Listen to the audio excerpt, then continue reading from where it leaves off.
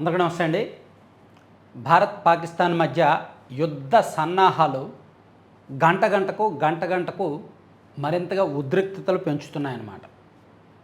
So ప్రస్తుతానికి as of now అక్కడ పరిస్థితి ఎలా ఉందంటే, ఇరు దేశాల సైన్యం కూడా యుద్ధానికి సిద్ధమై పాకిస్తాన్ ఒక 2 అడుగులు ముందుకేసి వాళ్ళ రాడార్ వ్యవస్థ మొత్తం భారత సైన్యం వైపే పెట్టింది.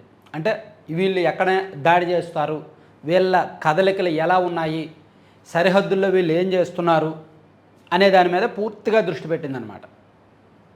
సో ఇట్లా భారత సైన్యం కూడా ప్రధానమంత్రి నరేంద్ర మోదీ గారు స్వేచ్ఛనివ్వడంతో ముఖ్యంగా పీఓకే వెంబడి అండ్ ఆ సరిహద్దు ప్రాంతాల్లో భారత సైన్యం మోహరించి, అంటే వాళ్ళ ఇతర కార్యకలాపాలన్నీ కూడా ఆపేసి సరిహద్దుల్లో ఉన్నారు.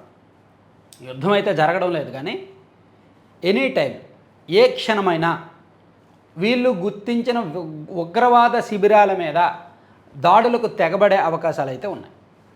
అయితే ఇది మనం వారం రోజుల నుంచి కూడా రోజు చెప్పుకుంటుంది, ఏ క్షణం ఎప్పుడైనా జరగచ్చు అని. యుద్ధం అనే దానికి ముహూర్తాలు ఉండవు, పలానా టైంలో యుద్ధం చేస్తారనే ముహూర్తాలు ఉండవు.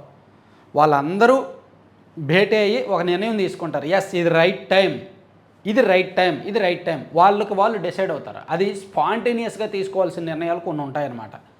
సో ఆ టైంలోనే అంతే తప్ప 3వ తేదీ నుంచి మేము యుద్ధం చేస్తాం, 2వ తేదీ అర్ధరాత్రి నుంచి మేము యుద్ధం చేస్తామనే ముహూర్తాలు ఉండవు.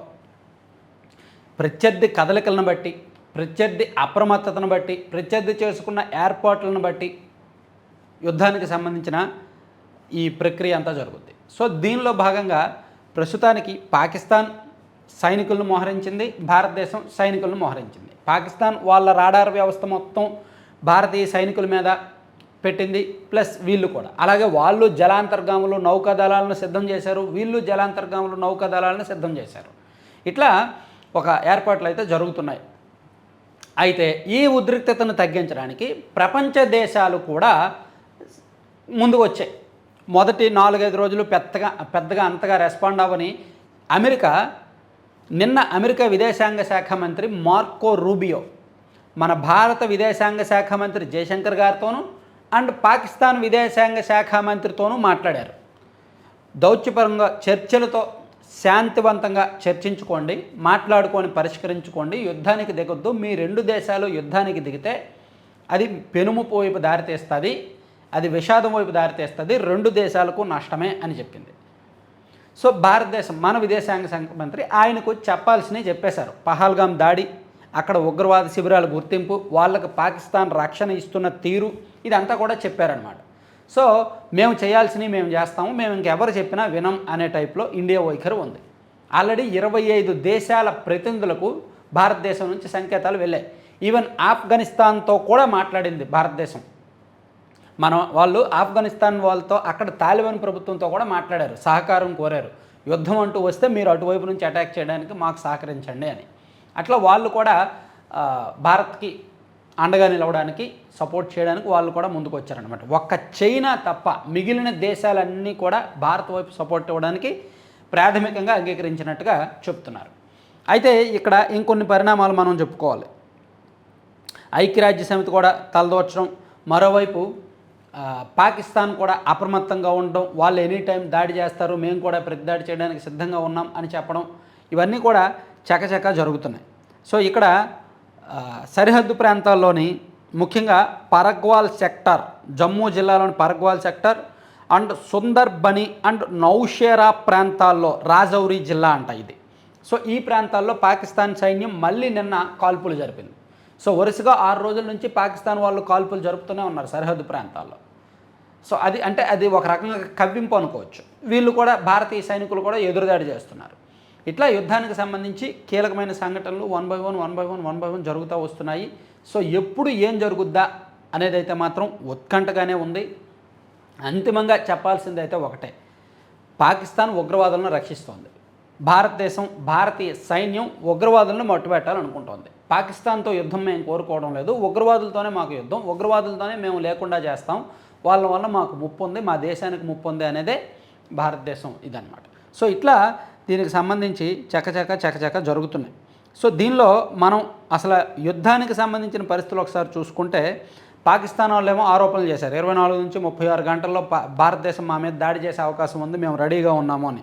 సో దాంతో పాకిస్తాన్ వాళ్ళు రాడార్లు ఇటువైపు తిప్పి భారత సైనికుల కదలికల మీద నిఘా పెట్టడం, సో భారతదేశం కూడా ఇటువైపు నుంచి కూడా దౌత్య సంబంధాలు తగ్గించి ఇవన్నీ చేయడం. మరోవైపు పాకిస్తాన్ మీద వైమానిక దళ కార్యకలాపాలు 50% తగ్గించిందనమాట.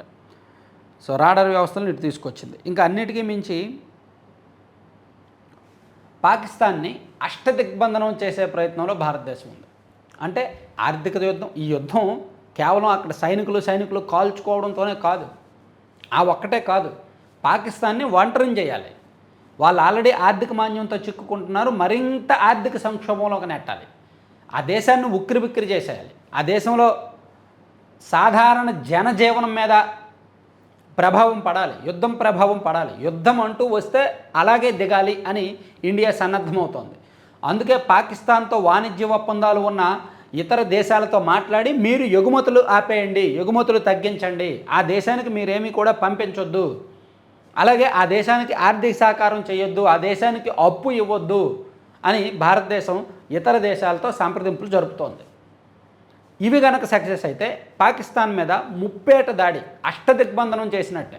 ఒకవైపు సైనిక బలగాలతో కాల్పులు, మరోవైపు వైమానిక దళాలు అండ్ నౌకా దళాల ద్వారా యుద్ధం, మరోవైపు ఆర్థికంగా ఆ దేశాన్ని ముప్పు తిప్పలు పెట్టడం, ఆర్థిక సంక్షోభంలోకి నెట్టడం, మరోవైపు సింధు జలాలను నిలిపివేయడం ద్వారా అక్కడ వ్యవసాయ రంగాన్ని మరింత తీవ్ర సంక్షోభంలోకి నెట్టడం, అక్కడ ఆర్థిక సంక్షోభాన్ని మరింత ముదిరేలా చేయడం. ఇట్లా అంటే అనేక రకాలుగా చేయడం వల్ల ఆ దేశంలో ప్రజల్లో అక్కడ ప్రభుత్వం తీరు పట్ల వ్యతిరేకత వస్తుంది, యుద్ధం పట్ల వ్యతిరేకత వస్తుంది. ఎందుకు యుద్ధం చేస్తున్నారు, మీరు యుద్ధం చేయడం వల్ల మీ యుగో వలన మేము బాధపడుతున్నాము అని ఆ ప్రజల్లో కథలకు వచ్చి ఆ దేశం మరింత ఉక్కిరిబిక్కిరి అయిపోద్ది. ప్రజల్లో తిరుగుబాటు వస్తుంది. ఆ ప్రజల్లో తిరుగుబాటు భారతదేశం మీద కాదు, పాకిస్తాన్ వాళ్ళ దేశం మీద వస్తుంది. సో ఆ దేశ ప్రజలు కష్టపడితే ఆ ప్రభుత్వం కూడా ఒత్తిడిలోకి వెళ్ళిపోద్ది కదా, అరే మేము యుద్ధం చేయడం వల్లనే కదా మా దేశ ప్రజలకి కష్టమని. సో అప్పుడు ప్రభుత్వం కూడా వాళ్ళ తీరు మార్చుకునే అవకాశం ఉంటుంది కదా, అరే మేము ఉగ్రవాదులను కాపాడుతున్నామనే కదా ఇండియా మాతో యుద్ధం చేస్తుంది, సర్లే ఉగ్రవాదులను వదిలేస్తామని చెప్పి ఎక్కడైతే భారతీయ ఆర్మీ గుర్తించిందో దాదాపుగా 250 నుంచి 300 మంది ఉగ్రవాదులు ఉన్నట్టు గుర్తించారు పిఓకేలోను అండ్ ఈ బార్డర్ ఆ ప్రాంతాల్లో. సో వాళ్ళని అప్పగించాలి అనే చేస్తోంది సైన్యం, యుద్ధం చేయడానికి సిద్ధమవుతుంది. వీళ్ళేమో వాళ్ళని తరలిస్తున్నారు. పాకిస్తాన్ వాళ్ళు ఏం చేస్తున్నారు, ఉగ్రవాదులను అందరినీ కూడా పెద్ద పెద్ద బంకర్లో సేఫ్టీ ప్రాంతాలకు తరలించి వాళ్ళని ఇప్పుడు లష్కరే తోయిబా చీఫ్కి అయితే పాకిస్తాన్ వాళ్ళు విఐపి షెల్టర్ ఇచ్చి బాగా జాగ్రత్తగా చూసుకుంటున్నారంట, కాపాడుతున్నారంట. సో అలా ఆ దేశం అలా ఉంది, ఆ దేశ కల్చర్, ఆ దేశ సంస్కృతి, ఆ దేశ పరిపాలన అలా ఉందన్నమాట. ఉగ్రవాదులను పెంచి పోషిస్తున్నారు. సో దాని మీద యుద్ధం చేయడానికి భారతదేశం పూర్తి స్థాయిలో సన్నద్ధమైంది. ఇంకా వేరే దేశాలు చెప్పినా సరే వినే పరిస్థితిలో ఇండియా ప్రస్తుతానికి లేదు. సో ఎనీ టైం, ఏ గంటలోనైనా ఏ నిమిషంలోనైనా యుద్ధం ప్రారంభం కావచ్చు. Thank you.